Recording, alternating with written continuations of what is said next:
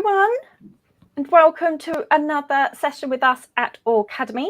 I am Dr. Chloe Farahar. I am a white person with a shaved head, giant glasses, and I'm trying something new. I've got a fake nose ring, it's fake. And I am joined today by the lovely Kim Rhodes. I'm so excited about this session because, as I was saying to Kim before we came in, I've been thinking about Kim on and off for the last couple of years, actually, since she first came on. So, Kim, would you mind doing a physical description for us? I would love to. Hi, I'm Kim Rhodes. My pronouns are she, her. I am a middle-aged white lady with shoulder-length blonde hair and super gray roots. And I am wearing all black, but I have a really, really colorful arm tattoo that features my daughter's drawings. I remember, because is it a butterfly? Yes. And it was something beautiful as like an analogy as well, wasn't it? It was, yes, she's a butterfly living in a caterpillar world. Which I love. Yes, I loved that. It was very insightful for a young person, which they can very much be. And so today we are discussing Autistic Discovery Journey again, importantly, because we've covered it a couple of times. But as I say, Kim was on in 2020. And we kind of had a little bit of a revelation kind of on screen about how likely it is that Kim is neurodivergent. And then this year, is that right? You got diagnosis? It was just a few months ago, yeah. Yes, so very exciting. Okay, so we're going to do the questions we ask all our guests. So our key ones are, I know you're Kim, but who are you and what is or are your dedicated interests? Oh, and you asked me, and I don't know. I am Kim, definitely, 100%. My dedicated interest, and this sounds so narcissistic, I think is me. Like, why do I? What did I? What do I? What is underneath that? What made me? What's the truth? That seems to be consistent. I'm fascinated by astrology and diagnoses and 12-step programs and birth charts and psychology. All of the what are the keys to unlock what's going on in there? And then the only other thing I would say is a pretty consistent lifetime is new wave 80s dance music. Nice. So it was very much like philosophical and existential, and then stimmy. New wave 80s dance music. Yeah. Yes. Anyone in particular like that you? Oh my goodness. Yes. I love my all-time favorite is Oingo Boingo, but also Depeche Mode, Erasure, Cure, New Order, all that bit. Yes. All of it. Oh, fantastic. And actually, I remember because we're going to play a little clip, some little bits and pieces from when you were on the first time, but just little bits and pieces of like really key things that stood out when you were talking. But I do remember actually do you remember originally you were looking through the so-called official checklists, and then when you came on, you hadn't seen the unofficial checklist, and you were kind of not connecting with the so-called official ones. But then when we went through some of the unofficial ones, you were like, yes, all these things. Yes. But on there is questions, life, and the meaning of everything. And I feel like what you just described like encompasses all of that. Yeah. Questions, life. Like, why am I here? Why? Why? Everything, why? And that is something that happens quite often when people discover they're autistic, is that becomes their interest. So, but we're still always really interested to work out the why of who we are. So do you think you've done that? You've always done that, but now you've got it with a new lens.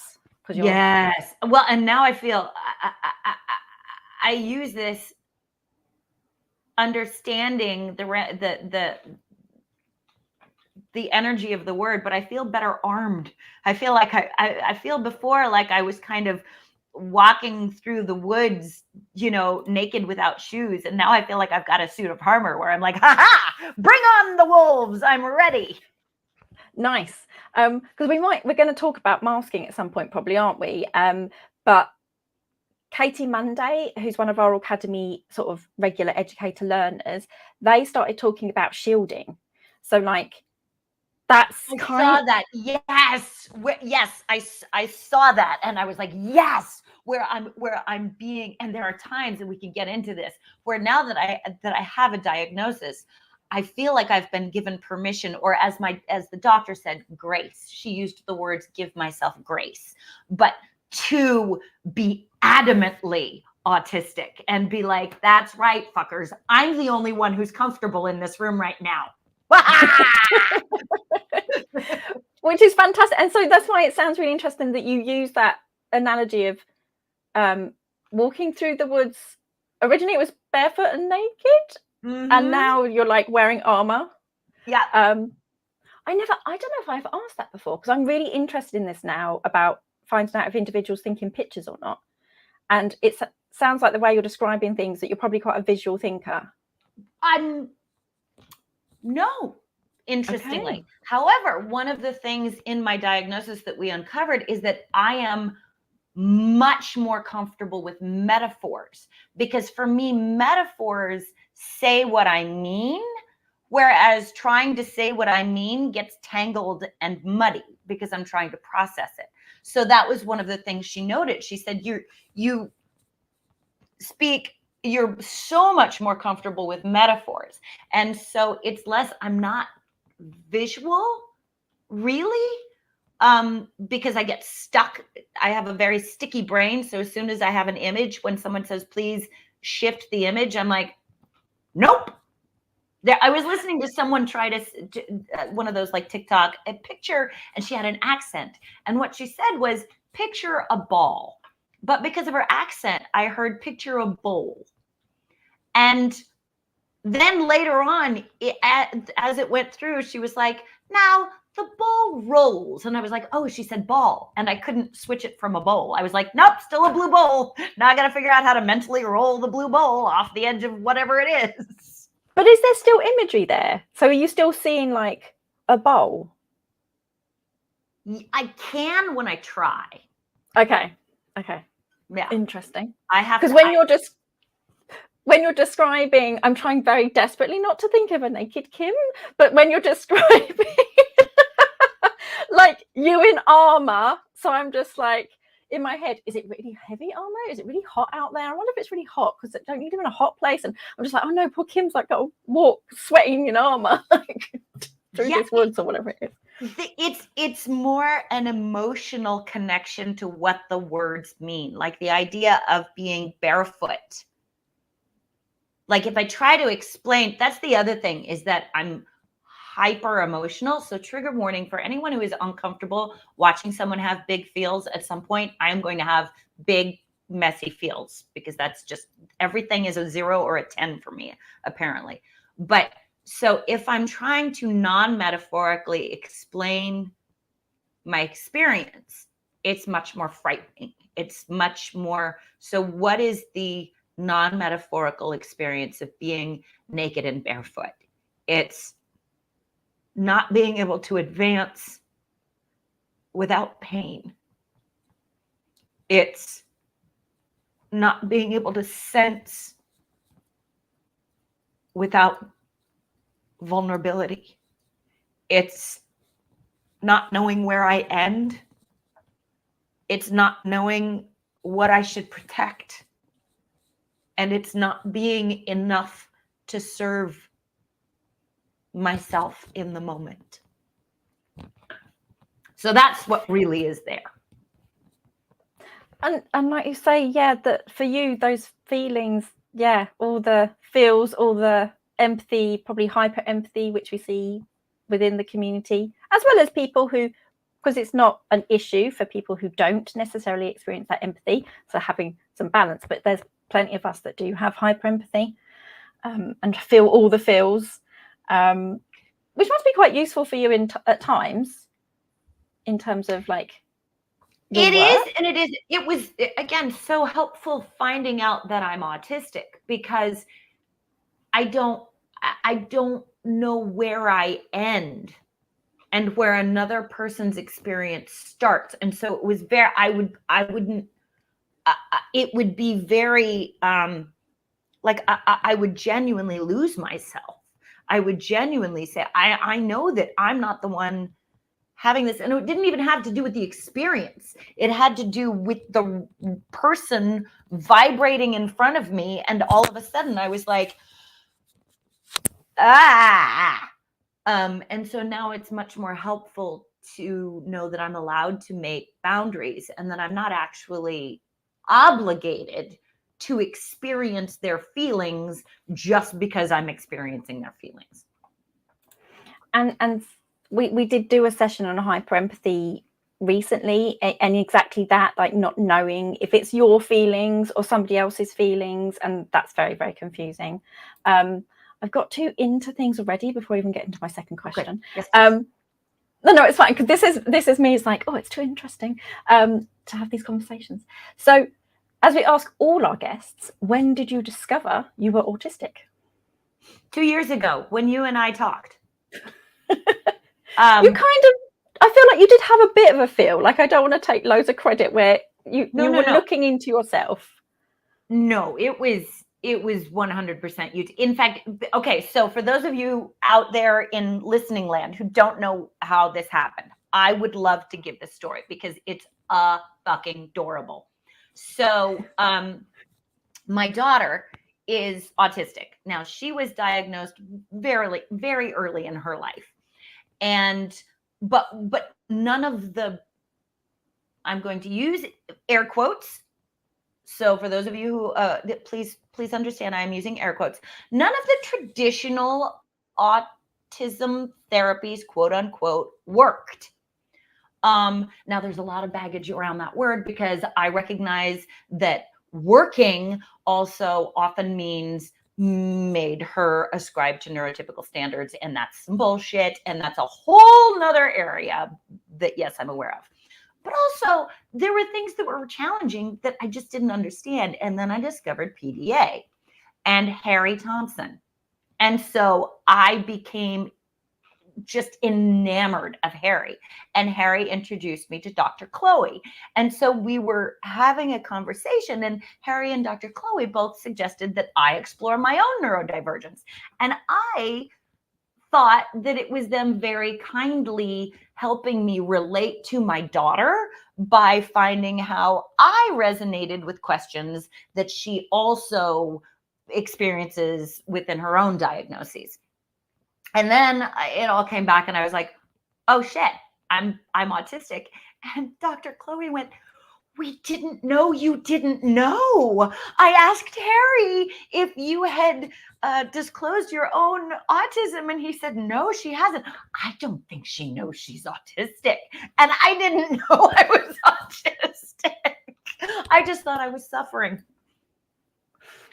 And I talk about this all the time, and about how easy it can be for us to spot one another.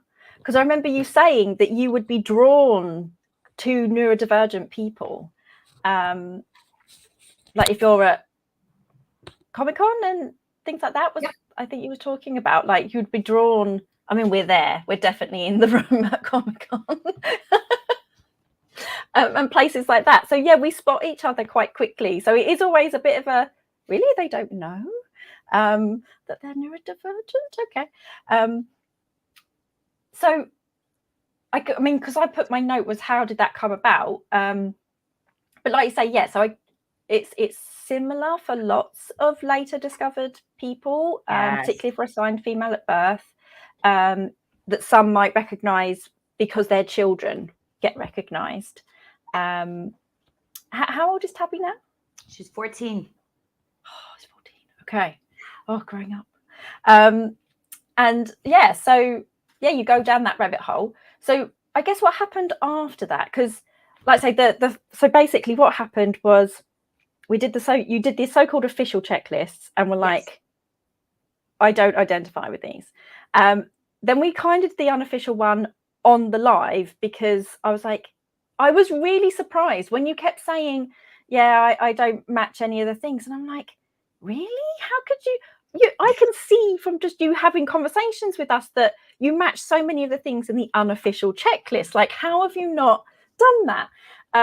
So yeah, so we kind of did that. I think afterwards you sent me your score as well. Yes. I think afterwards you were like, yeah, I score highly on the Yes. unofficial. Yes, it was something like 380 says you might seek a diagnosis, and I got 520. Yes. And I went, oh. And so what happened then, because I'm so used to, like I said, I'm my own special interest. And so my whole life, now at this point I was 50 years old. My whole life has been, aha, eureka, I understand me now. And it doesn't complete the picture, and it doesn't get, so when I went downstairs and was like, honey, I'm autistic, he was like, that's nice. Like, like just one more. So instead what I did was I started looking at the world.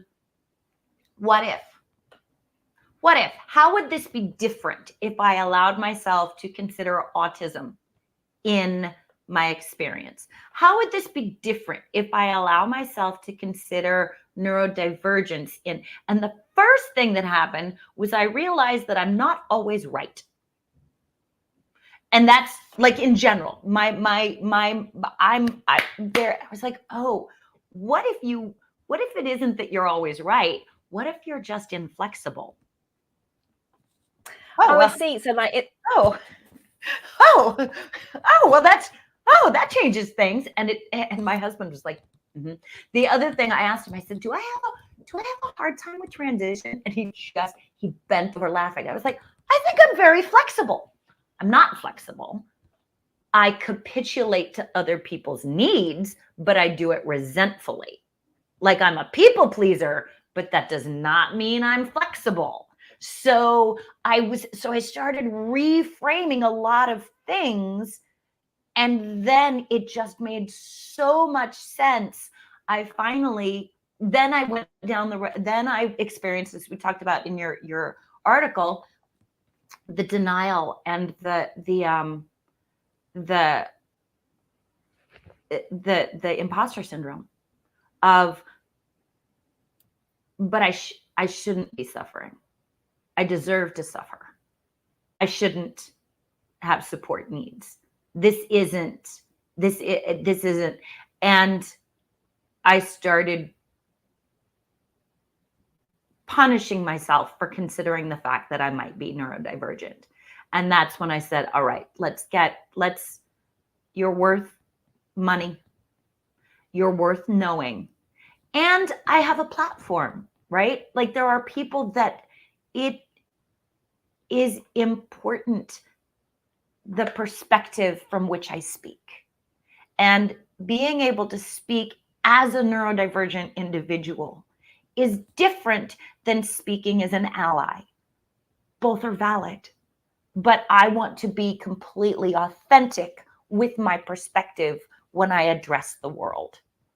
So that's why I ended up getting and I got the whole workup. I was like, because if I'm not autistic, I want to know what the fuck I am.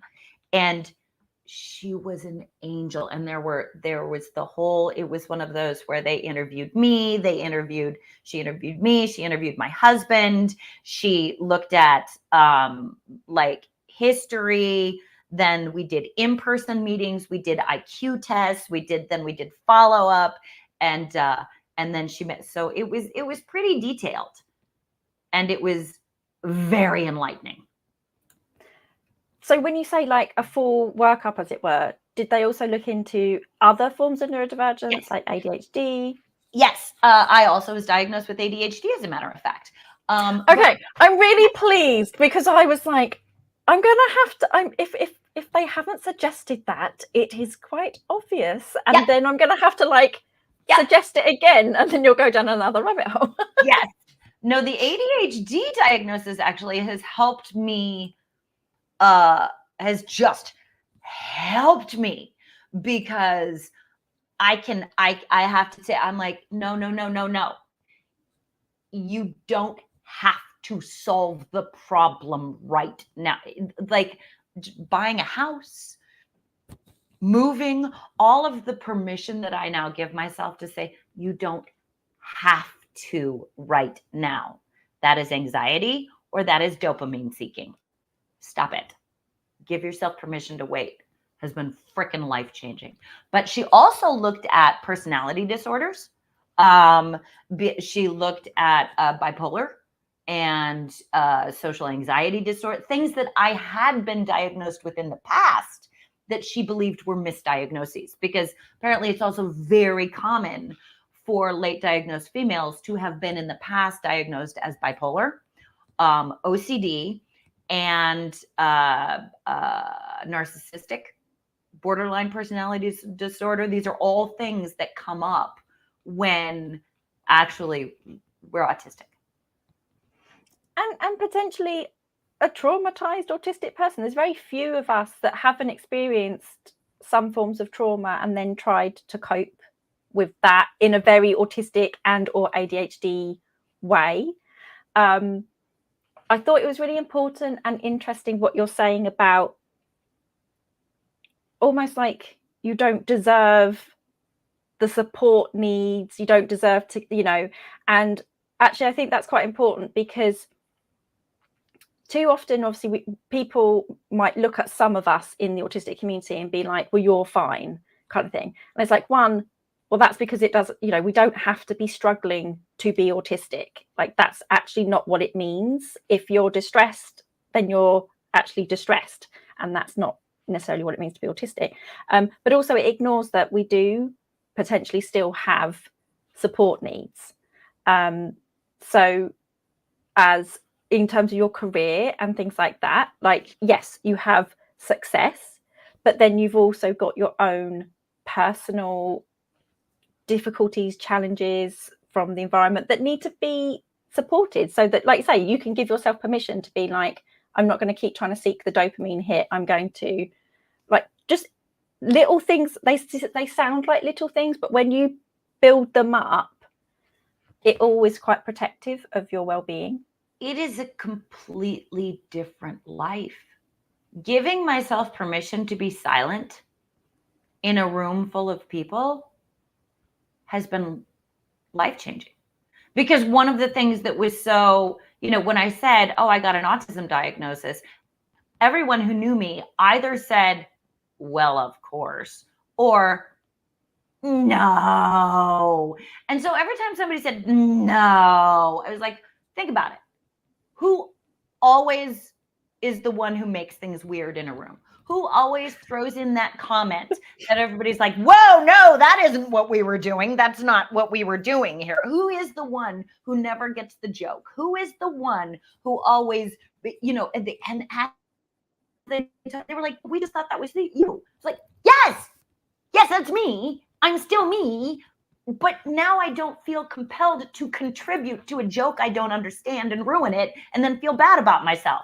I can just be like, I love this idea. Just keep being the weird in the room. Like, yes, I love this idea of us being the weird in the room. I mean, because one of my favorite things that I've said in the past is that everybody's weird. You just have to find your group of weird, and then you're not weird anymore. So yeah, I just love this idea that you're always the weird one or the weird in the room. Like, I love that. That's fantastic. So I'm going to come back to how the diagnosis and things. It sounds like it was quite positive for you, though. So that's like the process. Yes. And the doctor, that Spectrum in Los Angeles, Dr. Jamie Barstein,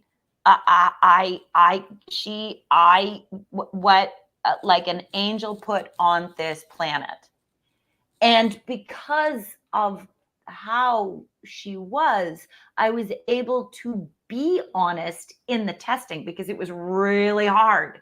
Like, especially the personal, my people pleasing. At one point, I actually stopped the conversation and I said, I know what you're trying to do. I'm very uncomfortable right now because I want to do what I think you want me to do, which is, this is the small talk exercise. And I am uncomfortable doing small talk. I'm also uncomfortable pretending I don't know that's what you're trying to do. So what do I do right now? And she was like, oh, that's lovely. I wish I did something similar, because this is the thing. A lot of the tests and a lot of the tools that they use in assessment aren't meant for adults. They're meant for children. And I had 2 degrees in psychology, and I'm sitting there like, I know why you're doing that. Like that's, you know, and trying to get me to like play with objects and things, when at home I will be playing with all the objects. I mean, this is my new friend. Look at my new friend. He's like this little worm, and he's wooden. Yes, he's lovely. I mean, I've kind of rubbed off his eyes because he had eyes at one point.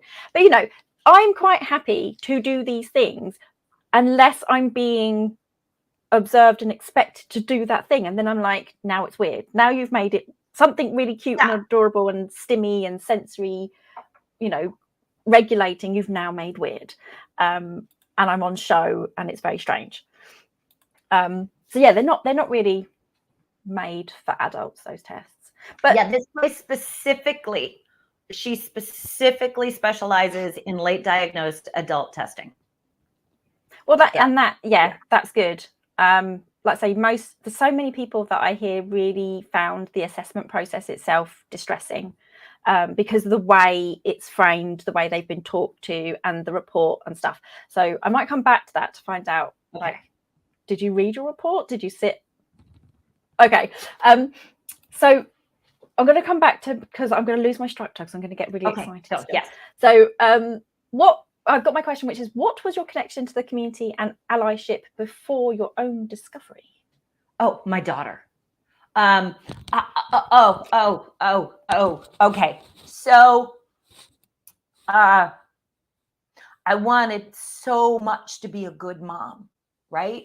But the loudest voice is the one that tends to get the emotion and get the focus from me. So when I found out my daughter's autistic, I'm going to be a good mom. I'm going to do what I should do. So of course, what do? We support Autism Speaks, and we light it up blue. Now, my relationship and my public persona on Twitter was such that people felt comfortable telling me that was painful and offensive to them. Now, my first response was very much, it's what you see when you correct a celebrity. When you are the person the celebrity is trying to help, and you tell the celebrity you're doing it wrong and hurting us, you see celebrities go, you're just not being grateful. You just don't understand my intentions, and shut up, you. That was my first response, but I didn't say it. By the grace of my higher power, I took a breath, and I'd been corrected by my platform before in terms of feminism, and been like, yeah, no, you're right, I'm wrong. And so I went and I looked at it, and somebody said, and I wish I could remember who it was. Somebody said, your actions are not consistent with who you say you want to be. Please look up Autistic Self-Advocacy Network. And so I did. And so I learned, and the first thing that like shattered me open was the blog post, Quiet Hands by Julia Bascom. And it irrevocably changed how I see therapy and autism and expression and what my intentions for my child are, and how she would receive my intentions for my child. And it sent me down the road of, so that when I went into regional center and said, my kid is autistic, and they said, well, ABA, I went, no, my goal will never be to have her pass. My goal will be for her to define her own fucking goals and have the skills and the talent and the awareness that she can achieve her own fucking goals. And in retrospect, thank God I'm autistic, right? Because there's that like, oh, but society says, and the fact that I have never resonated with society's goals, in spite of spending my whole life trying to ascribe to society's goals, I think gave me the strength I needed to say. But even then, there were many years where I was now like, no, I'm going to be the one who learns from the autistic community, because nothing about us without us. And that is my job, is to give a platform to voices that don't have a platform. So that was and as a result, I don't think I could have possibly parented my dragon daughter. I call her a dragon. She is a dragon. She is a dragon.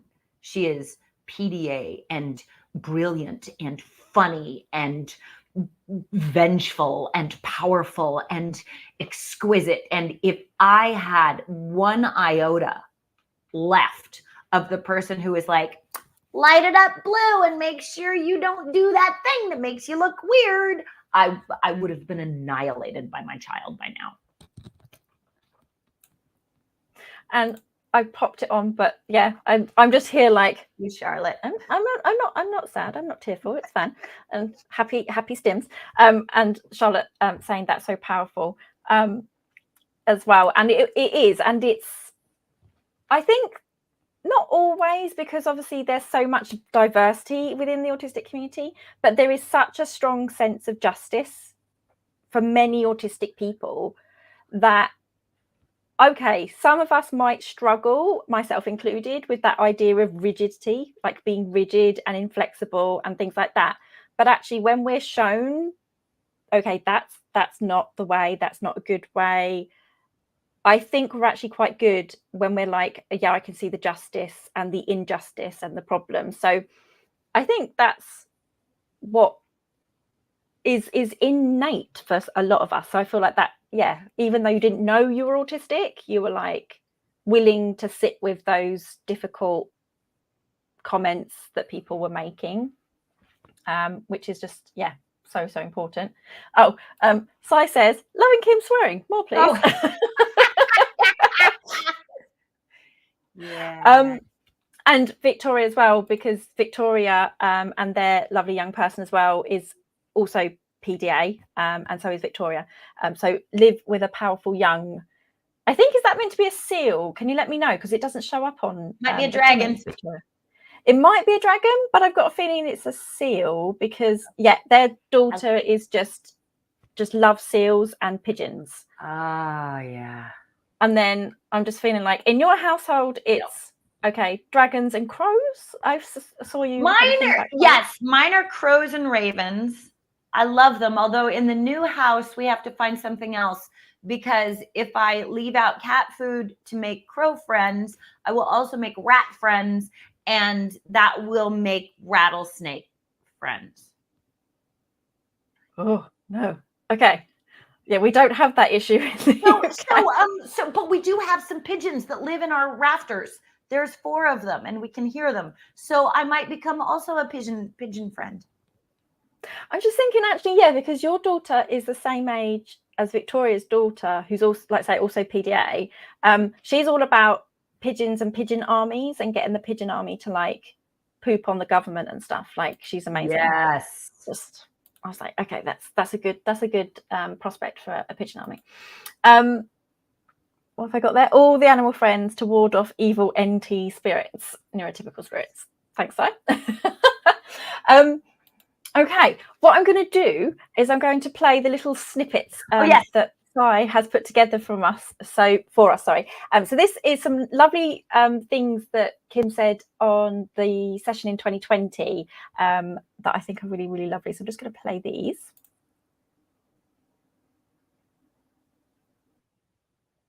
I relate so deeply with childhood experiences of not getting the manual. And for me specifically, my emotional life was so uncomfortable that I started medicating it very, very early, because I felt like like my emotions registered beyond my ability to process them.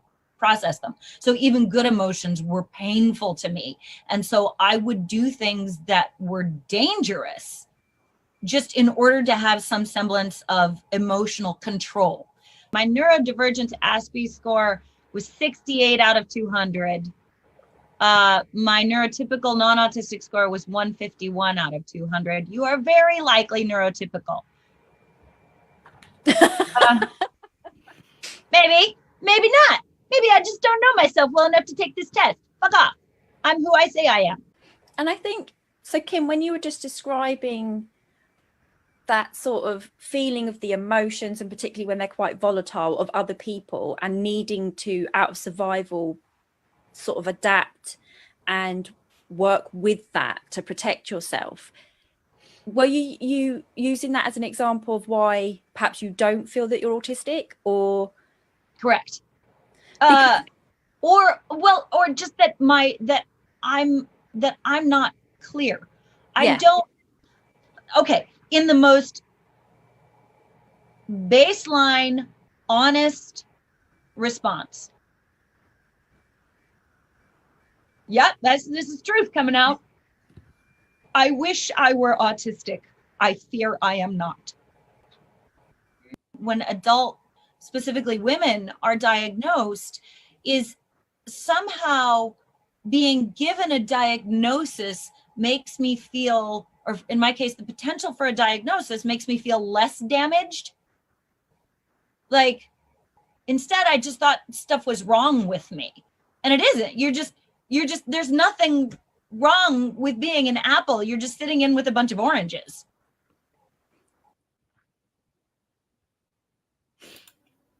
So many feels. And I just love it now, because you can definitely be like, fuck off, like, to the like, I have my diagnosis now, like, and we talk about this all the time on Aucademy. It, for us as a platform, it is not important for people to have a diagnosis, but we recognize, and I would be a hypocrite because I have a diagnosis, to not respect people feeling the need to be validated, to be able to feel confident enough to say, yes, I am autistic. Oh, and yes, Sai's like, yeah, it's both fingers now. Like, the first time it was just one finger, now it's two, because it's like, yes. Against those terrible, so where Kim was getting frustrated with those checklists is because those are the so-called official checklists that are derived by non-autistic people. And then we actually proceeded to go through a few, because it's a very long list, of the unofficial checklists where you were a bit more like, oh yeah, all these things. Are there any thoughts about, because that's like a couple of years now.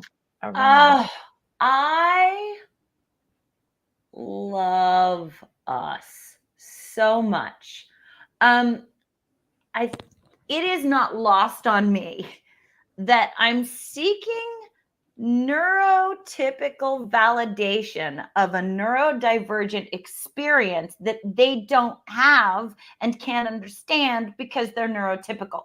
And like you said earlier, it is so important, and this is something I stress to people, it is so important to recognize that what society as a whole interprets as autism is generally distressed behavior. It is trauma reaction. It is not autism. It is behavior. And that makes me wacky. So the fact that they are diagnosing a set of behaviors as opposed to a set of experiences. And that's what I love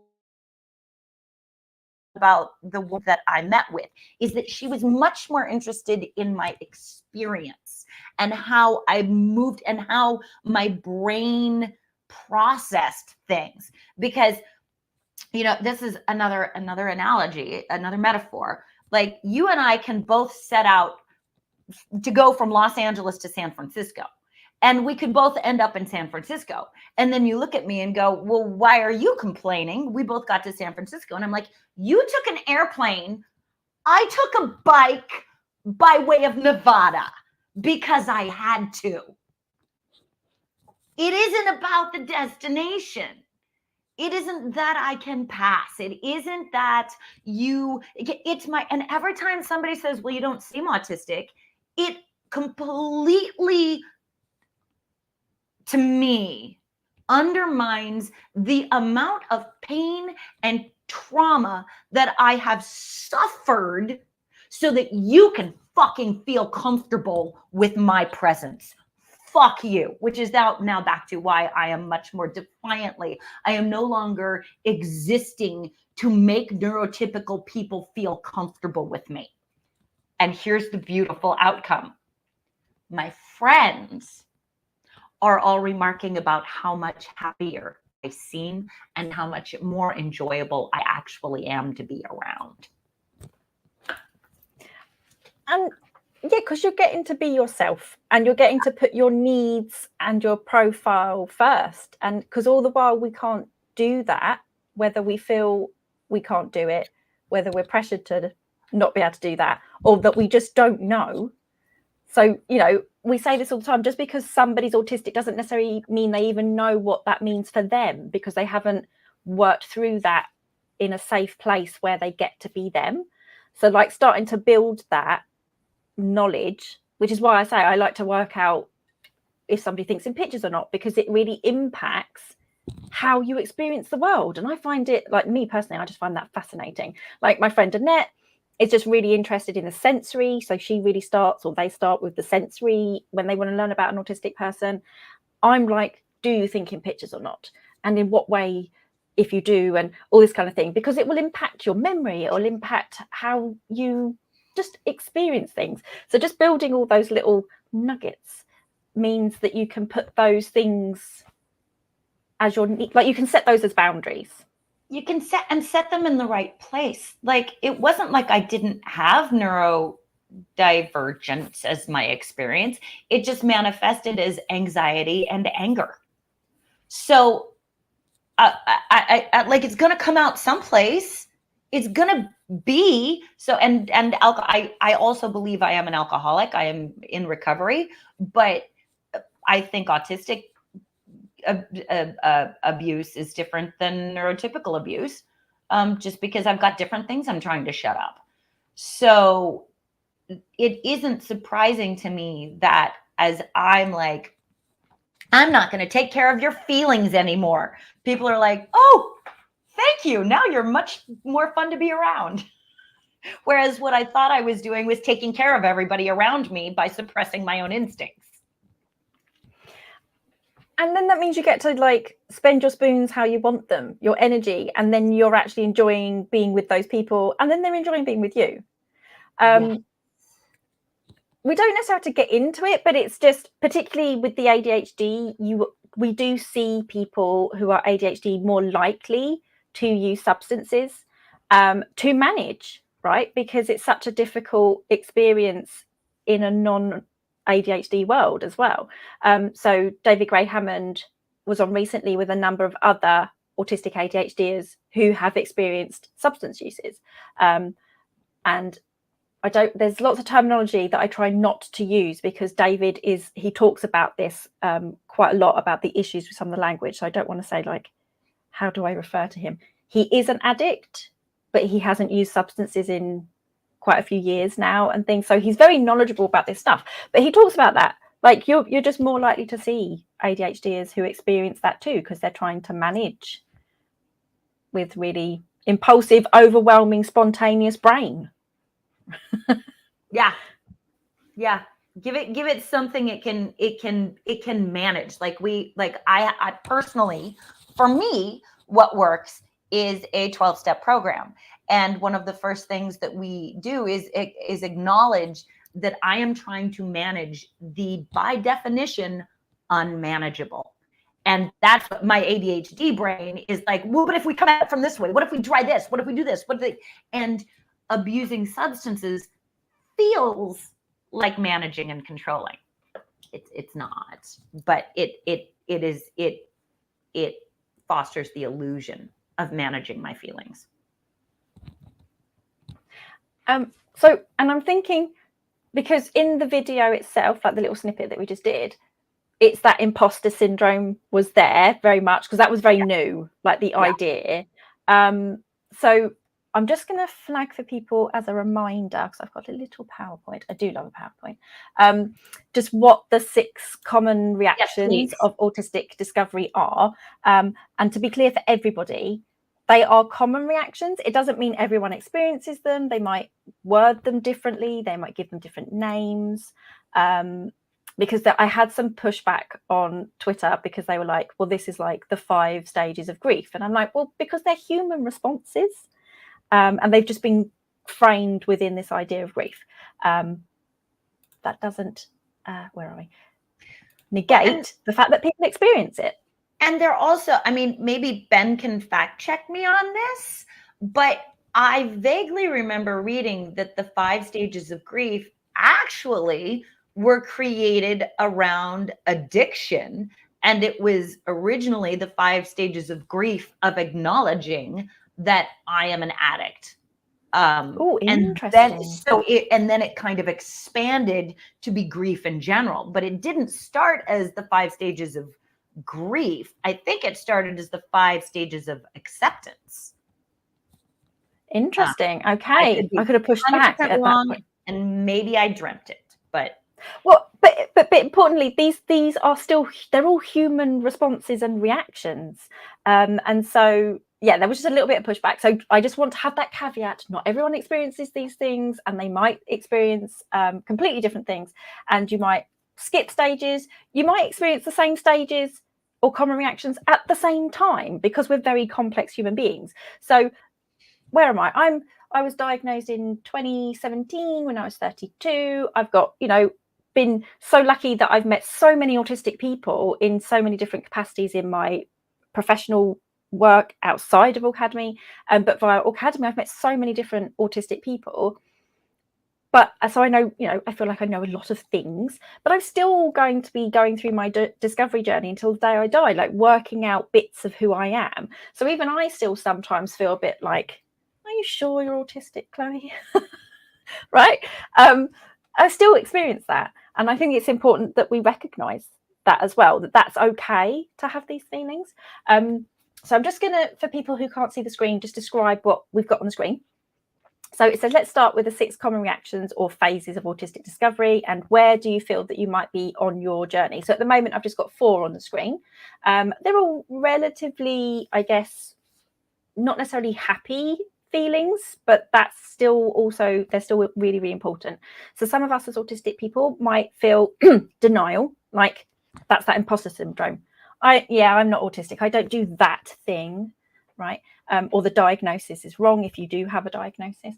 So you definitely had some of that before, obviously, the diagnosis.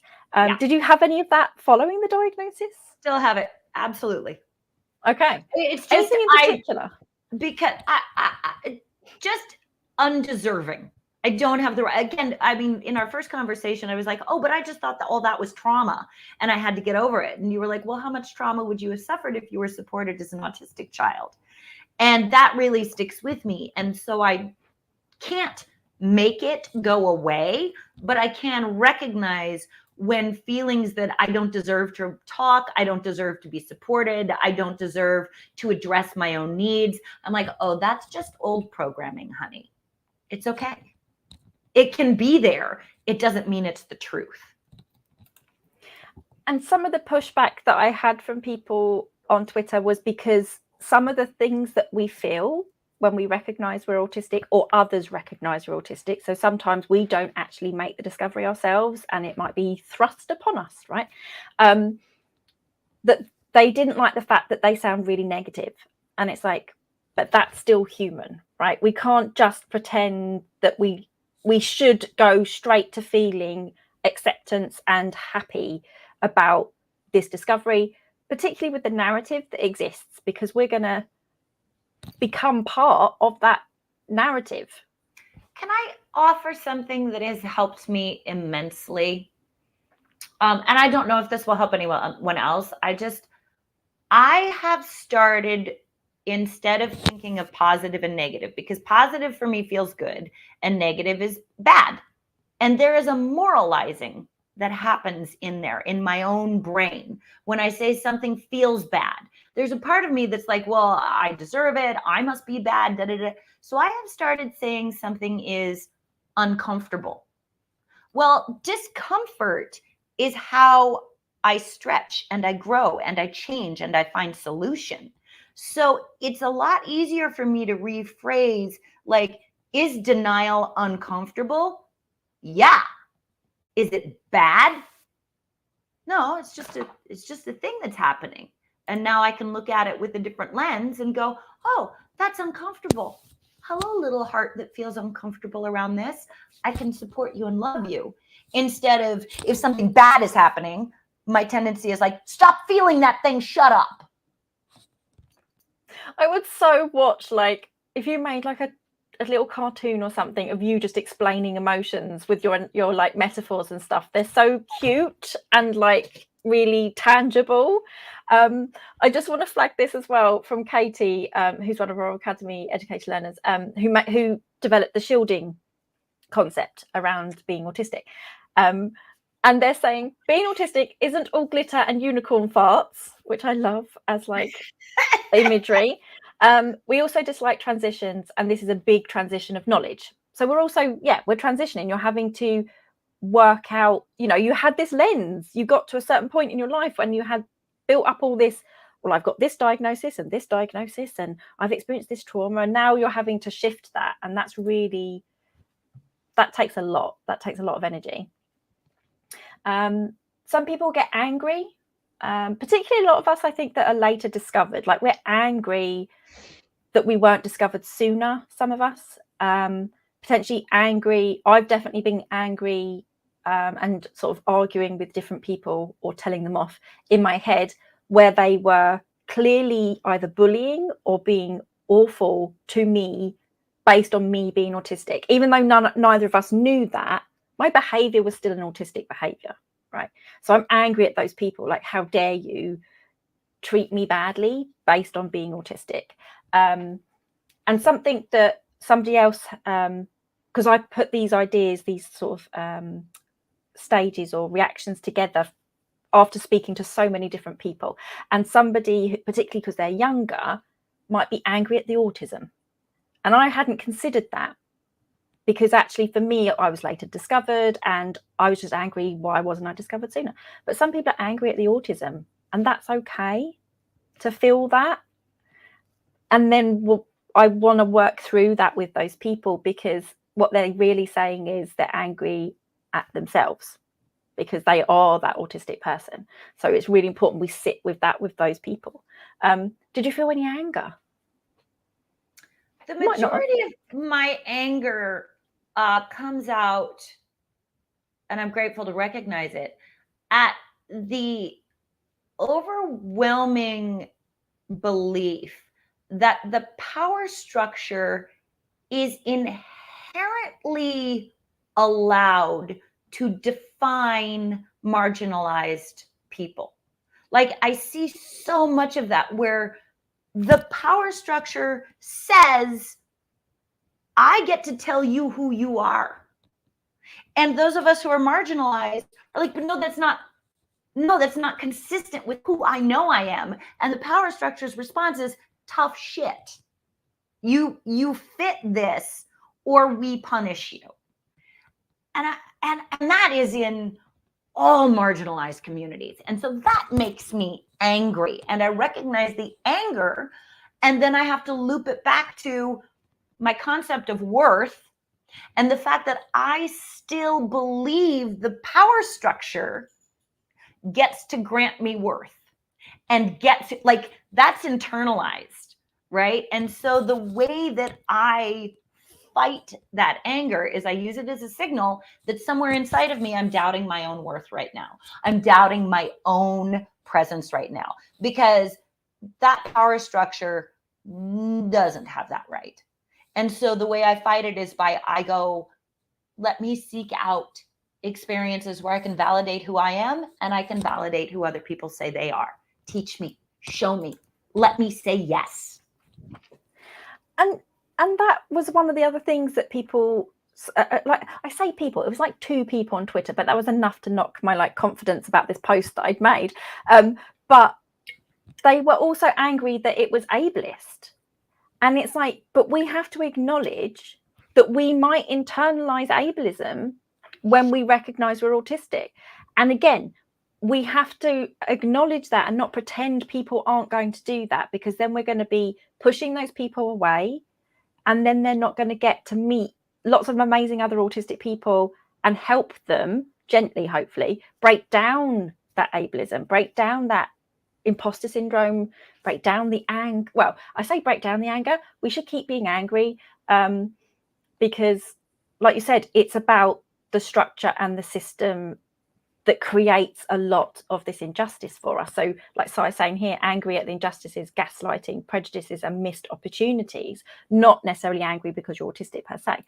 So yeah, I want us to keep a hold of the anger, because that's the only way we're going to see change and push back against just the difficulty for us getting recognized as autistic people, and for you yourself to be like, well, I don't struggle enough, or I don't deserve enough, etc., etc. It's like, I feel like you struggled. You have struggled, and that to recognize that that was enough of a struggle, that you get to like be recognized as autistic, and that bad things shouldn't have happened, etc. I don't know where I've gone with that. I've gone on a we're back on. I think we're back on depression.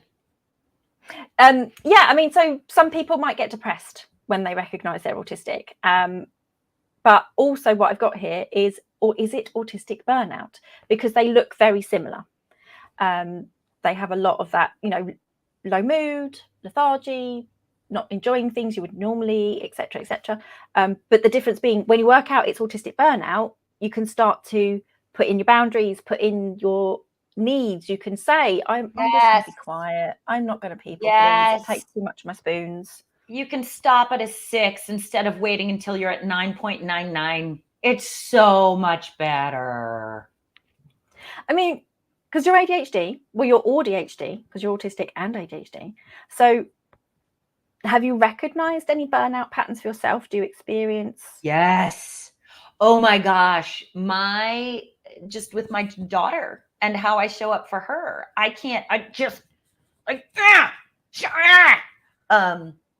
The conventions, I'm done with, I can't anymore.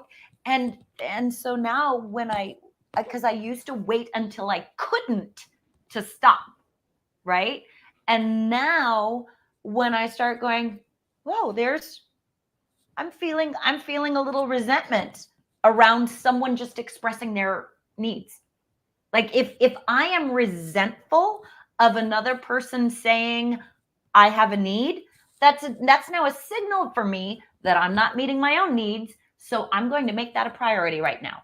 And that's what I tell my daughter. I'm like, oh, I can't take care of your needs right now because I don't have the energy or the capacity to do it in a loving way. So I'm going to go take care of myself.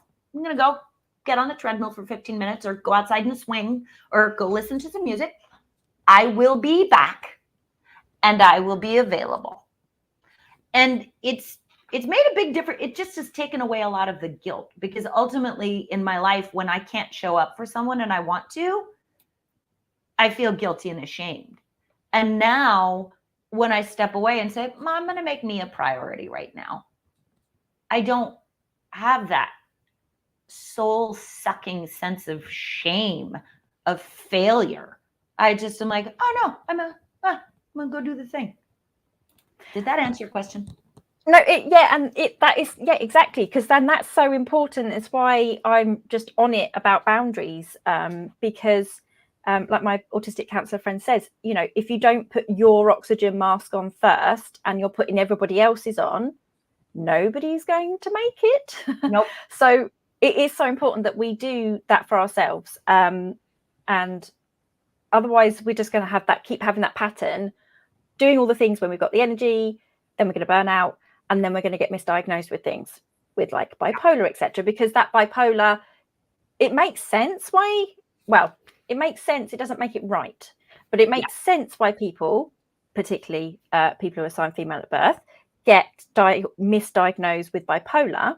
Not to say that you don't have autistic people who also experience bipolar, because that can potentially be some people's experience, but people with bipolar are experiencing bipolar, the highs and the lows, right? So you can see, and the crashes, right? And so you can see that, and then it's like, no, it's a particular pattern, and it's because that person is autistic and they are doing all the things, burning out, doing all the things. And we can certainly lessen or squish the gaps between doing the things and the burnout, so that you actually don't have as much burnout, or just make those troughs much shallower, so you're not having quite as prolonged burnout. So yeah, that does answer, and because answer the question, because then it's about masking. You've already said that you're just going to be quiet if you don't want to have to people please and things like that, because that is masking. And then if you get to take control of that mask, then you could put on your armor instead, which means people can see you. They can see you being all your autistic and ADHD self, but you're shielded, right? You're like Katie Monday's point is like, you can see me. This is me being me. There's no mask here, but I've got my shield, which is, no, I'm not doing the thing. Or I need you to do this for me to be able to be in this space, for instance, which is great. We're going to have Katie on again, actually, to go through shielding in a bit more detail and in another session. Where have I gone? Right. Bargaining. This one really people did struggle with, because it does sound ableist. But some of us do experience these thoughts and feelings, which is fine. But I'm so-called high functioning. Or I don't think you ever use those terms at all, Kim, but you described like, but I don't struggle enough. Right. So, okay, fine. Well, yeah, my bargaining really manifests in obligation. Like, oh, but I have a platform. So I thank goodness the autistic community helped me really frame things in terms of support needs versus other support needs versus, so my support needs are not visible necessarily. So I then feel obligated, because I have a platform, I have to. And I've had people who are like, why aren't you going to make an announcement that you're autistic? Why aren't you going to tell people what to do to support autism? And I'm like, nope. And but the part of me that says, no, I have to, is bargaining, is like, well, you'll let me be okay being autistic if I serve the community in a way you approve of. And that's just taking the same fucking problem I had with ableism, and then in my head just twisting it and being like, okay, now I got to make all of the people over here happy. And so I just don't. So I recognize it as like, oh, I'm uncomfortable because there are people that think I should be doing things differently. I ain't gonna. Please don't, because don't use your spoons in that way if they are not how you want to spend your spoons. So that's another really important point. We do not have to be anybody's expectation of what it means to be autistic, right? So I remember, Victoria, who's part of Aucademy, they found it really helpful when they heard Dr. Nick Walker, and she was on and she was talking about, you can neuroqueer, so in terms of diverging, so it's not necessarily completely tied in with queer gender and sexuality, but there can be some of that as well. It's all intersectional. But what she's saying is you can even queer how you are autistic. Like, you don't have to meet the autistic community's definition of what it means to be autistic in this community here, or this one over here, or society's idea of autism. And that really helped people like Victoria, because they were feeling frustrated that they didn't look or meet even the autistic community's definition of what it means to be autistic, until Nick, she said that, and she was like, oh, good. I get to just be my autistic. And that's important. Like, learn from the community and be like, okay, that works, that makes sense for me. That bit doesn't over there. I don't connect with that bit over here. So yeah, just neuroqueering or neuroanarchy. Oh, I like that. I saw Katie write that. I like that. Yep. Being an anarchist, which I feel like is very much that's very you. I feel like you. I do absolutely identify as an anarchist, which throws a lot of people off because I'm so everybody should have what they need, everybody do. But in my mind, anarchy is not what the stereotypical anarchy. I am very, if everybody were informed and safe and had what they need to be okay, part of anarchy is actually also caring if your neighbor's okay, because that makes me okay. Like, it's a community. It doesn't mean, anarchy doesn't mean I like your car, I'm going to steal it, because that has consequences. But yes, I am very much an anarchist. Yeah, I just don't, I don't believe it would be functional in our society right now. But yeah, like you're quite right. Like, being an anarchist just means going against the neuronormative, heteronormative society that we live in. And that, yeah, that's scary to those neuronormative, largely white males. It's scary because we're going to be shaking things up. People who depend on the power structure to feel safe. And that's one of the things I try very hard to do when I'm communicating with people, is recognize that different people feel safe different ways. And if someone feels safe by something that threatens me, that does not give me the right to attack their feeling of safety. That's not a solution for me. So instead, I try to acknowledge the fact that they need something different than I do to feel safe. They deserve to feel safe, even if they're attached to something that maybe I think could, there's better ways to feel safe. But we're going to carry on with our neuroanarchy. Yes, please. I'm liking this. And then, yes, we've got acceptance. Okay, I am autistic, but receiving mixed responses from other people when I disclose. So you've said some people are like, well, yeah, and other people's like, no. But I feel like it sounds like you've got a good response for those people. So the reason that one says getting mixed responses, it's where people have accepted that they're autistic, but don't know how to just have the confidence to be like, when that person says, yeah, I don't see it, or you're not autistic, or who told you that, whatever it might be, being able to have the confidence to say, I was giving you information. It was not a debate, or however you phrase it. So I like yours. Yours is just like, yeah, but this thing and this thing, and I'm the weird in the room, like, and all these things. And I've found the negative response generally comes from people who are connected to that power structure, who are connected to their, like, power means I have the right to define you. So then when I step in and go, my definition of me is actually inconsistent with your definition of me, it jeopardizes their concept of power, which then makes them feel unsafe, right? And this is where I recognize that because I'm super fucking empathetic. So the old me would be like, that's okay, continue to define me because that makes you feel good.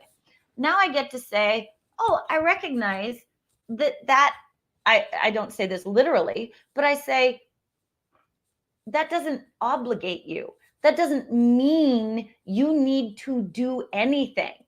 All you need to do is hear that, to me, my definition of me is the most important one. And usually that makes people so thrown, where I'm like, I'm not going to get up in your face and insist you believe my definition of me, because that for some reason makes you feel unsafe. And it doesn't fucking matter to me who you think I am. I know who I am. You want to dance? That's what Conversation over.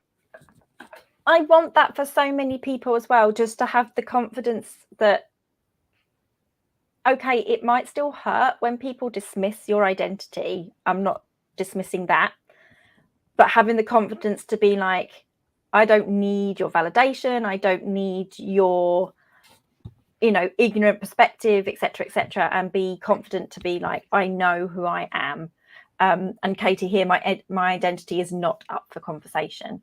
So that people don't have to feel that they have to keep defending their identities.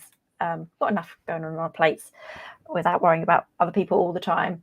And then hopefully we would like for people to get to an embracing perspective. So embrace their identity, confidence in their autistic selves.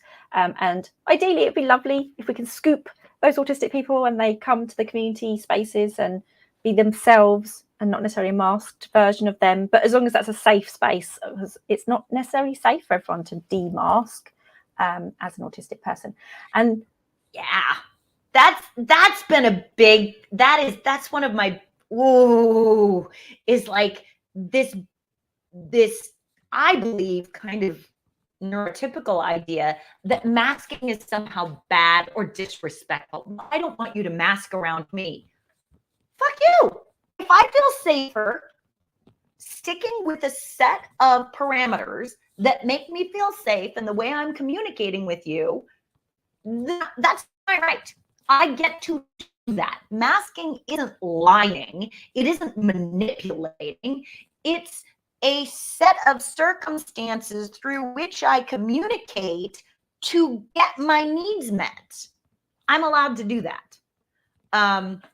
So yeah, that's one of my I'm not pro other people telling me to mask, but I'm very pro, I don't feel any obligation to unmask so that other people feel comfortable. I came too far to do that. And certainly, like I say, you're not always going to feel comfortable or safe. And so, yeah, if you're comfortable and safe, you may mask less. But a lot of that is about still learning who you are and your identity and your sensory needs and your profile and what have you.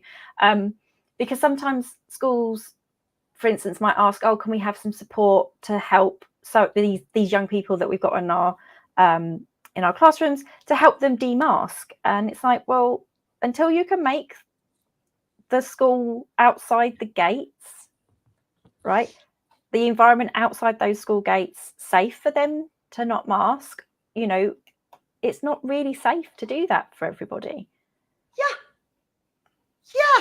Yeah. So, and this is it's the same thing. So it's just about this embracing your autistic identity so that people, start looking into what their profile is, because when you learn your profile, then you're more able to assert your needs and confirm your boundaries with people. Whereas, if you just start being your autistic self, but not understanding why you do X, Y, Z, you're much more vulnerable. Whereas if you've learned all these different things and looked into your profile and stuff, you can actually start to assert your boundaries and your needs. That was it for my 6 common reactions. And meet them and meet them yourself. Like that's another, I think, empowering each other to meet our own needs. That was one of the things the diagnosis did for me. I was like, oh, that's how. Are you trying to wrap up, or can I tell a story about my diagnosis? Not trying to wrap up at all. Nope. Okay. So one of the things we did was we tested my IQ. Now, IQ is one number, but it's actually a bunch of different things. There's like 4 different parts of an IQ test, but they're usually kind of within the same range. So you just pick an average number and you're like, poof, there's your IQ. Well, my autism presents in a very cool way in my IQ. Now, I was not surprised at all, as no one who knows me was, that my verbal communication, so my output level, is almost genius level. My ability to communicate verbally, to take what's going on in here and to wrap it in a bunch of different paisley ways and present it to you and articulate what I'm experiencing is super high. My ability to receive information is low average. So that's which I was like, oh, that makes so much sense. I have a flamethrower for output, and I have a thimble to fuel it.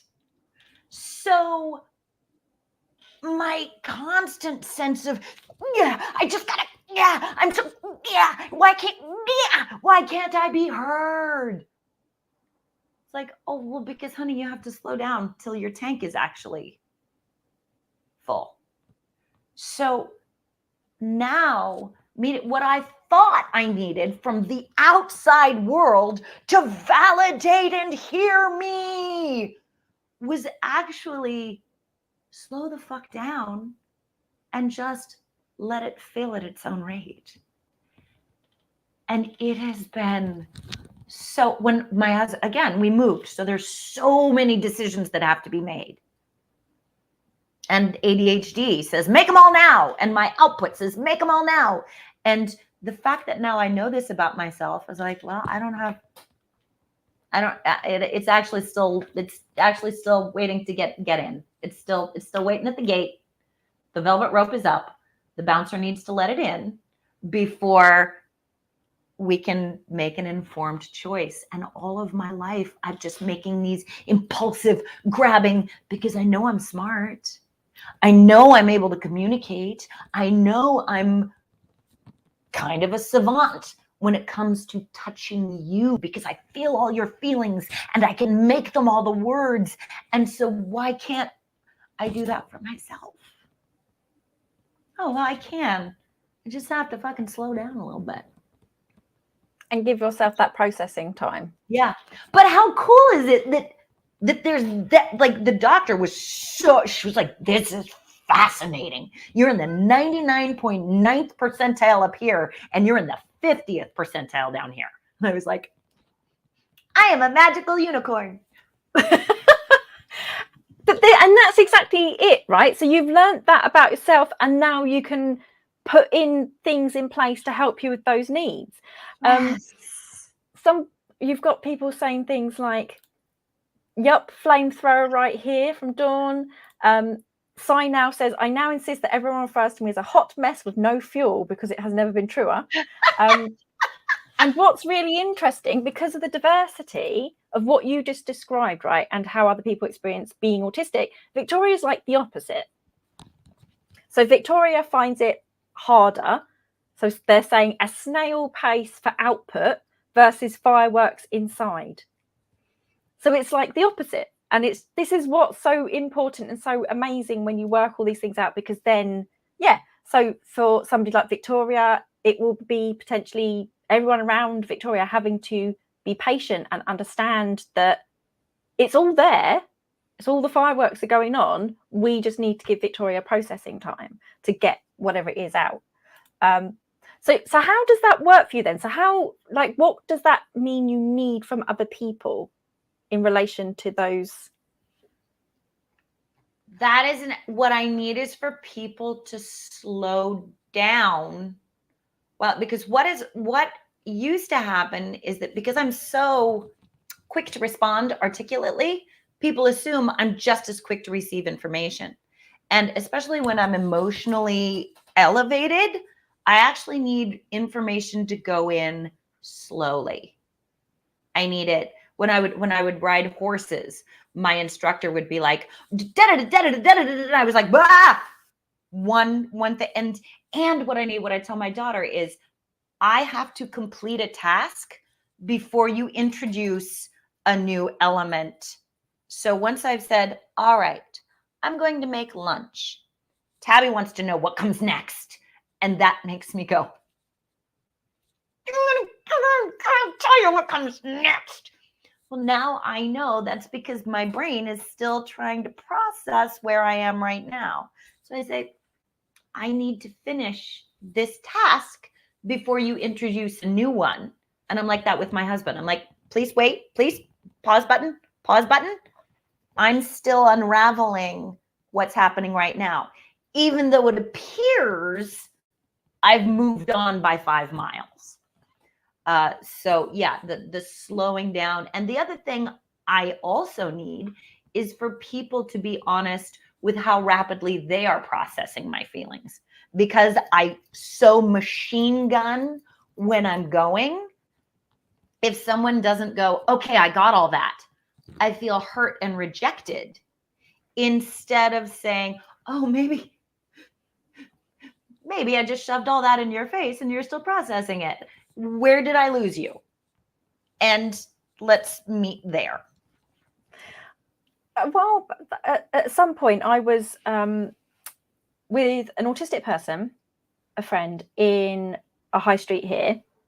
So like a shopping street. I don't know, do you call them high streets? I know what you mean. We don't call them high streets, but I do know what you mean.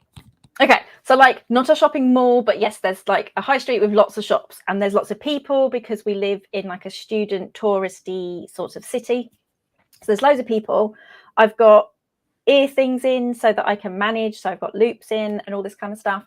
And we're having a conversation, and so there's lots going on, loads of sensory things, right? And I'm out, I'm in the world as well, like, ooh.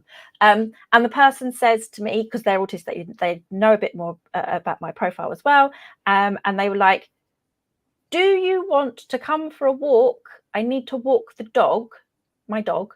Do you want to come and we just walk the dog? And I was like, I need to process that, because my gut reaction to anything new that I wasn't expecting is no. Run away. I'm freaking out now that I've got to do a new thing. And because they respect that, they were like, yeah, that's fine. And so we carried on because we were already out doing things. And then I processed it and I weighed up, and I was thinking, right, do I have the right shoes? Do I have enough spoons? What am I doing tomorrow? Will this take even more spoons from tomorrow that actually I don't have, etc.? And I processed all this, and then we were like about to part ways because we'd spent time in town. And they were like, so do you want to do the thing? And I was like, yeah, I've thought about it and I will do the thing, but only for this amount of time because I haven't got the spoons. And it was just this really lovely, respectful thing where I didn't have to give this immediate response, and I got this time to process while we were doing other things. And I just wonder, I may have still done that before knowing I was autistic, but I'm much more confident now to be able to do that and be like, no, I need to process, because my brain is now going a million miles an hour whilst also trying to process that I'm out, there's people, there's sensory. So it's like a whole thing. That's a huge shift now that I know I'm autistic, because my answer was always no.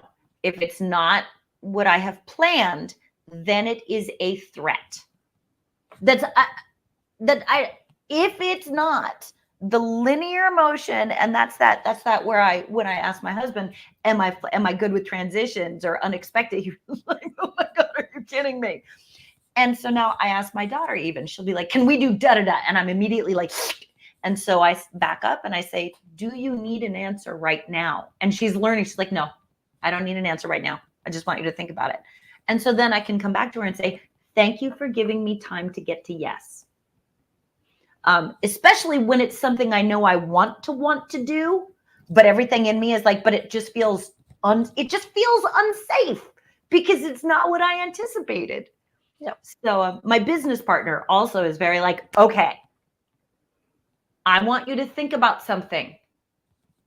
You can call me back tomorrow or next week. I need to know by 10 days from now what you think about this. Here's the thing. And because she knows my immediate response is always, nope, hard pass. Sounds hard and scary. No. Yeah. And have you always had that relationship with that person, or is that built now that you've got better with understanding your profile? She found that to be a great workaround with me in general before I knew I was autistic. And she was one that when I first said I'm autistic, and she was like, I don't think you are. And I said, what about this? And she's like, oh yeah, no, you're right. So no, she found that workaround because she discovered very quickly that my immediate answer is always no. And then she would get frustrated because she knew it was a good idea, and I'm a smart person. And so why am I not seeing that it's a good idea? And so she came up with the workaround of I'm going to let you sit with the answer being no for a little while, and then we'll revisit this. Yeah, I'm going to put this here. Yeah. And Then I'm we'll gonna come walk back to away. it later. Yeah. Yeah. Literally like backing out the room. And I've just flagged for people Rachel Cullen's communication hypothesis, because do you still talk to the doctor that did like found out that you've got these? Okay. She's accessible to me. She has sent me a couple because she was unfamiliar with PDA. So when I introduced her to a PDA profile, because American doctors, so now she'll send me things and be like, I found this, or you found this. She's very specifically said, please stay in touch with me.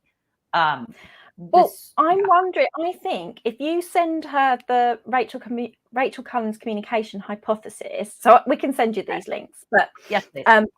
But I'm thinking that might help her also explain and understand the disconnect between what you're describing. So the disconnect of how you're processing versus how your output, right? So boiling Rachel's communication hypothesis right down, Rachel just explains, as an autistic person, they've got 2 linguistics degrees.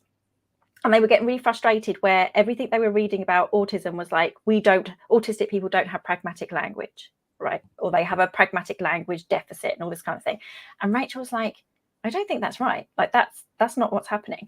And so Rachel started looking into this and has started building some evidence, and they're going to be doing a PhD, which is very exciting, around this, which is, we do have pragmatic language, which is understanding where we get meaning from, right? So meaning for non-autistic people is not just in the words. So when people say, how are you doing, right? The meaning is in also the context, like what's the person wearing, what's their face doing? Is it my friend or is it my boss? Because I'm going to answer differently dependent on those things, even though the sentence is exactly the same. And that what Rachel is also finding is that non-autistic people pass sentences as a chunk, right? Not individual words. And we are the flip opposite. So what Rachel is showing or seeing is that we might learn it, which takes us a lot of energy, but the context for us is not in what the person's wearing, what their face is doing, what's the tone of their voice. It is in the words. So if somebody says, how are you doing? We just pass that sentence, but we pass each word. So you process so much more information because you're processing how. Okay, that's a doing word. Are you, okay, they mean me specifically. Doing. Well, I've never met this person before. Do they mean like, do I have to summarize my whole life? Do they want to know what I've got up to today? Like, where's the specificity for this? And we might ask clarifying questions on, and it's like, it was you just had to say, I'm fine. And we're like, what? And first I have to figure it out. One of the because I'm a joke at conventions, because a lot of times people will be like, what was the best part about working on Sweet Life of Zack and Cody? Like, it short circuits me. I'm like, how long did you work how long did you do that work for? 3 years. Okay. Yeah. So they want you to summarize 3. Okay, right. Well, and also best. So now not only do I have to consider 3 years of an experience, but the ultimate, but it's like when people ask me what my favorite food is, and these are questions I get. And so now I joke again, before I knew I was autistic, I would do that. I'd be like, I don't know. Am I hungry? Am I not hungry? Have I already eaten? What time of day is it? Am I feeling fat? Am I not feeling fat? Am I feeling like something salty? Like, I then fire back at them what my brain does when they're like, if you could be a monster, what monster would you be? Was I born this monster? Did I turn into this monster? Do I know I'm this monster? Do I not know I'm this monster? If I was born this monster, how did I suffer all of the traumas that made me me, which I now identify as me? Is my family also the monster? Can they turn back? And that's what I do. And everybody kind of laughs. But I'm like, I'm autistic. You can't ask me what the best part of working on Supernatural is. But then I reel it back in. I'm like, they just want me to say, I really loved how the boys took such good care of me, and it's a really great place to work. And that's the truth. But that's not what my brain does naturally. It's bigger than, it's bigger. It's bigger. And this is the thing. So that amazing, that thing of you, like, I'm now like, I'm really invested. I want to know about this monster because, right, all the clarifying questions. So one of our Aucademy modmins and facilitators called Spencer asks like questions of the week in our social group, right? The Zoom social group. Oh. And they're amazing. Oh, what have I missed? Oh no, put it in there. Oh, yeah. You love our question of the week at our socials. Yeah, because that's what happens. But what's important about it is that process that you're talking about is embraced. It's said out loud. Like people will be doing that, but it's lovely. So I'm going to bring it up again. I'm so sorry, other Aucademy members who probably heard this before.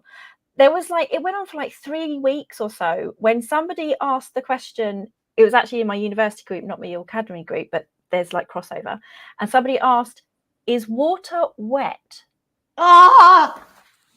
And it just went on for weeks, right? People just like picking it apart, talking about the science. I found out that there's technically the water that is used by fire services is called wetter water, and it has a specific things in it to make the water come out like quicker and things like this. So there was like a whole, it went on for weeks of like this thing of, is water wet? It was amazing. But now I'm really invested in finding out like, what kind of monster are you? But by that process that your brain is literally like, was I born a monster? Is my family a monster? You know, all this kind of thing. And now, me personally, I was reading a book the other day that's about a monster and they didn't know. And I'm like, oh, that's interesting. And that's just where their brains go. It's amazing. It's beautiful. But then other people tell me I'm making things complicated. No, you're looking for specificity. You're looking for clarification. You're looking for clarification. So yeah, send this to the doctor. And if you haven't watched it, I do recommend it because it will help you potentially just ask people to sometimes add in one word can help you with that clarity and that specificity. So yeah, it's more information for you to process in the sense it's an extra word, but it's also less processing you're going to have to do because your brain is going, well, do they mean this or do they mean this? So like, I will never ask an autistic person, how are you feeling? I might, but then I will usually clarify and all this kind of thing because it's too hard. It's too big a question. It's a huge question. It's like, when I'm hungry and there's a stone in my shoe and now you've asked me the question, I feel really small and the world feels really big. Like we have all of this, right? So instead I will just ask, what has happened to you since I saw you last week? And it's a long question, but actually it's really specific. And I know that I'm going to get a lot of information. They're going to do it in chronological order and I just have to be patient because it's not going to be the NT, you know, the neurotypical thing of just a really brief summary. Like we don't know how to do that at all. So yeah, I think you might find that useful and your doctor might find that useful as well. Okay, so I feel like I've got most of my questions, but I just haven't looked if there's any really big things. I guess, yeah, what do you think and feel now? So like, do you feel still a bit of imposter syndrome? I know that sits with us anyway, but where do you feel?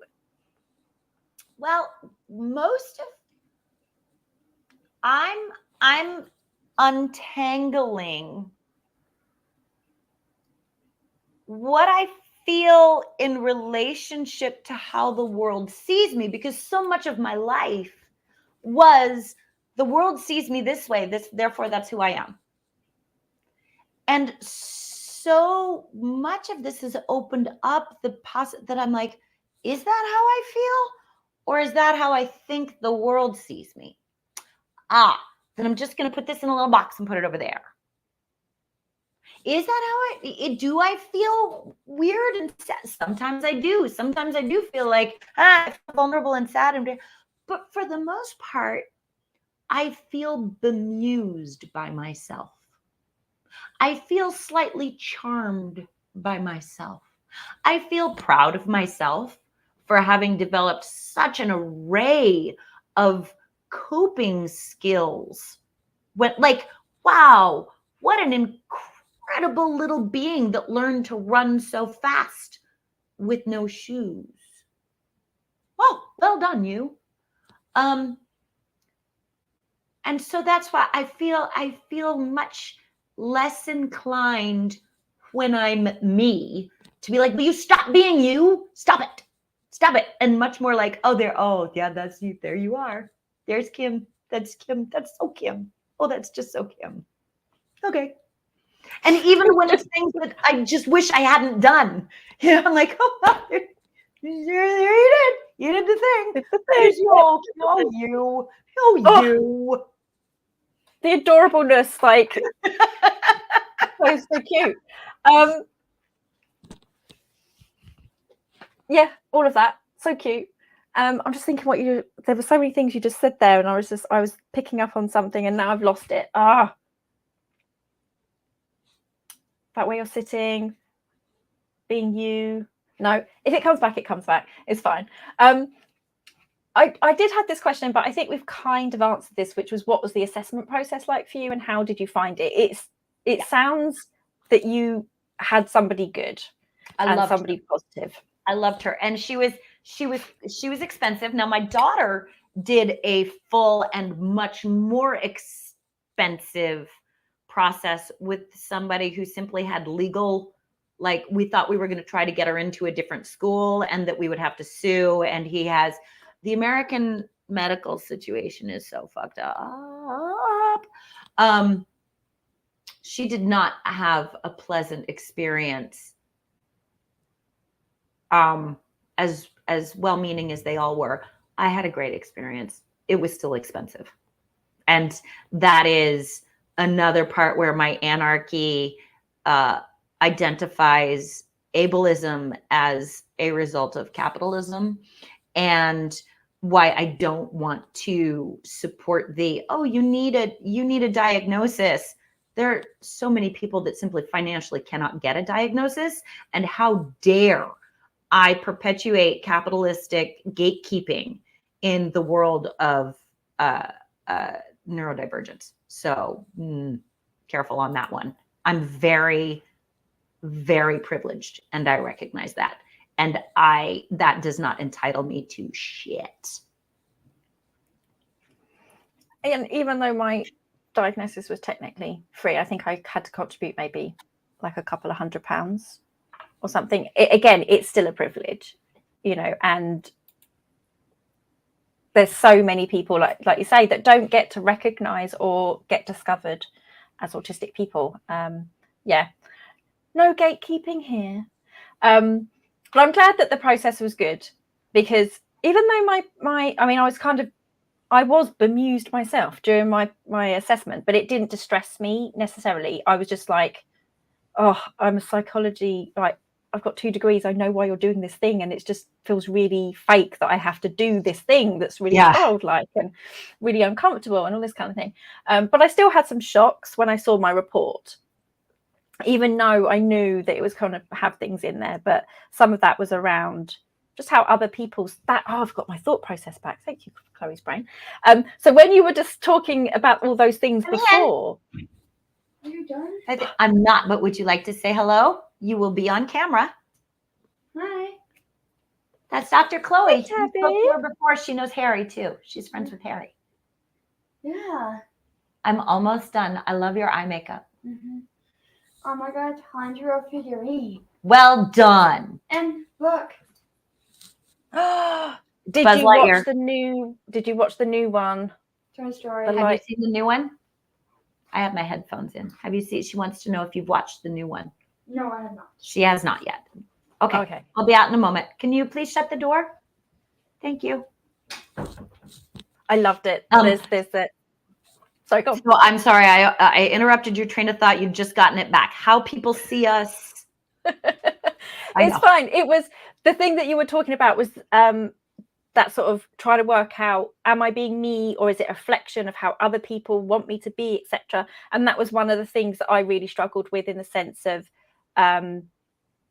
just how people viewed me. That was my biggest thing, was like people viewing me in a particular way, so that I would get referred to as cold, standoffish, and unapproachable, and I never understood that. That was always very confusing to me.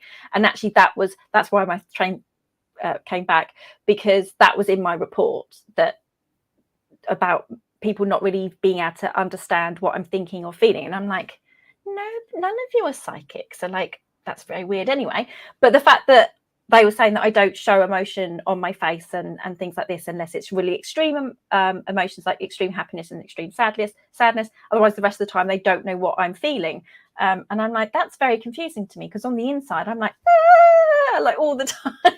Yeah. Whereas for you, you're very expressive. And that's like our friend Victoria. Victoria does not have a poker face. Like, I have a really good poker face. If I was to play poker, I don't understand poker, but if I was to play, I think I'd be really good at bluffing. Whereas I feel like you and my friend Victoria, I would just know what's going on all the time. No poker face. Yeah, I like to say I'm subtle like a brick. So it's very not endearing though. Very big, all the feels. Okay, because it sounds like you might have to disappear for Tabby. So I guess one of my nearly final questions is, what do you hope and plan for your ongoing discovery, and maybe Tabby's as well? Like, are you gonna keep? Well, I wrote a children's book about me and my brain and what I was. So it's in the process of being illustrated right now. I don't know if it'll ever end up coming to fruition, but I wrote a book. It's about a goat and a dog. And so there's that. I will be speaking. Harry is doing a tour, and I'm going to get to speak as part of that in November. Are you going to be here too? Or that's Nest. But I don't know. One of the permissions I'm giving myself is just to be like, oh, as opposed to in the past when I would be I have taken up this mantle and this cape, and I shall now make issue. I don't know. And I guess, because like you were saying before about, people maybe putting pressure on you to be a certain advocate because of your platform and things like that. And sometimes autistic people who are quite early in their discovery will come to me via consultation, and they're just learning and they're just working themselves out. And one of the first things they say is, and then I'm going to be an advocate and I want to do this. And I'm like, okay, do you first, because it's exhausting to be an advocate, and you want to start working out yourself and doing your discovery, and learning how to manage your spoons and reduce burnout and all this kind of thing. So yeah, I just wondered if that is the book that you've written, is it related to being autistic, did you say? Or you don't necessarily know. Okay. It's a book about trying to be loved by being something you're not, and realizing that that's guaranteed to make me not love me. And the important thing is for me to love me. And then it doesn't matter if you love me or not. Very cute. Hope it gets made. So we've got two final silly questions. Okay. Sorry, they are silly, and Ben. So, well, one is we always end on, which is, what is your current favorite stim, or just new stim? So it might not be favorite. I'm so excited. Okay. So my little flippy ring is my ring that I carry around. It spins. Nice. But okay, so we just moved, and that means I have an office that's my dedicated space. I have not had non-bedroom dedicated space ever. So my two favorite stims are, I have these little lights that are blue that make this pattern thingy. So I turn on blue light so it looks like I'm underwater, and olfactory stims. I have little vaporizers in every room of the house. I like to curate my fragrances. And right now, my fragrance is basil and sandalwood. I love fragrances. Boy, I have a perfume that I like to wear that I bought when I was in France, and it took up all of my money that I had to eat, and I didn't care because it would get, I like olfactory stems. Huge. And I always find this interesting because not as many people, a lot of people come on Aucademy might talk about like tactile stims, maybe visual stims, auditory stims. Not as many talk about olfactory per se. Not to say that they don't have them, but yeah, that's one of mine. So these are like, oh, it just smells beautiful. So these are like, so it's a company called Lush. I don't think you have it in the store. Oh yeah, we do. Oh, you do? I will show you all of it. Yes. Oh, nice. Oh, good. So these are just, they call them charity pot coin things, but they're just like a solid, like moisturizing thing. But the smell, I can't even tell you what the smell is. It's so random, but it's, oh my God, it's beautiful. And I just buy loads of them. And then I'll like put it on my hands just so I can smell it on my hands. And it melts. They melt, right? When you put, it's the cocoa butter. I discovered it when I was pregnant. They've got some that so are scrummy. Chocolate or the lemon. Yes. So yes, the olfactory. Because when I saw that, I was a little bit, because I feel sad. Sometimes I feel left out of the autistic conversation because everybody's like, what's your stim? And I'm like,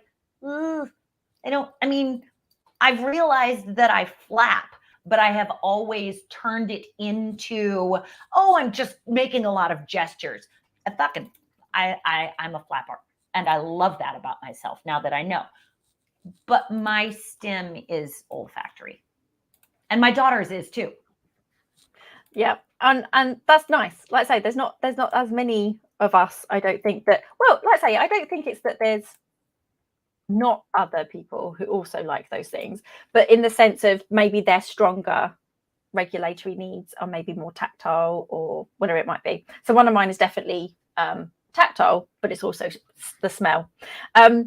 So, and Ben, do you want to ask our next question? That was quick. This makes me so happy. This makes me, this is the bad, this is right. These are questions that people should ask.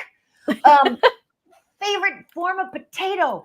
Thank God I knew this question was coming so I could think about it, because it's very important that I ask this correctly. Don't ask me what my favorite food is. I don't fucking know. But my favorite form of potato is au gratin. I know, right? You slice it and you cook it with cheese. So it's all gooey and cheesy and oniony.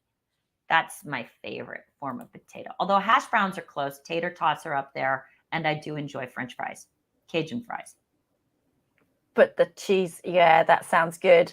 And so the reason this question kind of started is because Ben uses a potato filter at times, and they've started their own advocacy page, and a lot of their imagery uses a potato, like this lovely little potato that is Ben.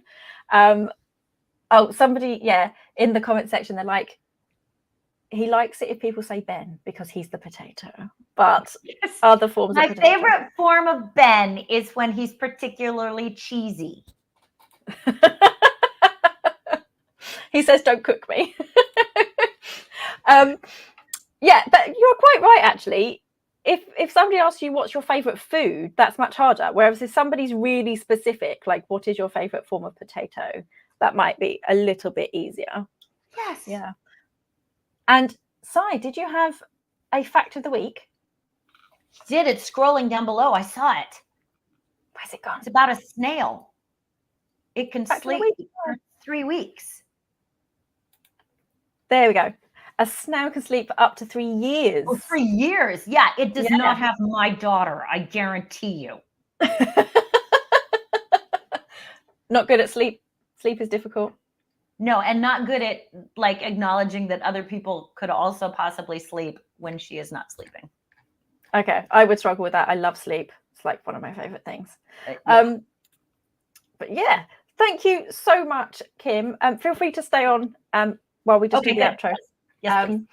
And thank you everybody else so much for being here. What have we got next week? Oh, next week. Yep, next Saturday we should be doing an anxiety panel. So we're going to cover like just discussion around why we experience anxieties for different reasons, but it all gets lumped under this thing of anxiety. And it's like, yeah, but there's social anxiety, there's situational mutism, which is based on anxiety, and all these kinds of things. So we're going to kind of try and pick that apart a little bit with different people. So thank you everyone so much for being here, and we will see you next week. I'm going to play my outro music. Feel free to just awkwardly wave while I try and find the button. That's what I tend to get people to do. Oh yeah, nice. I love it when people just improvise when I'm like, let's be awkward, but that's good.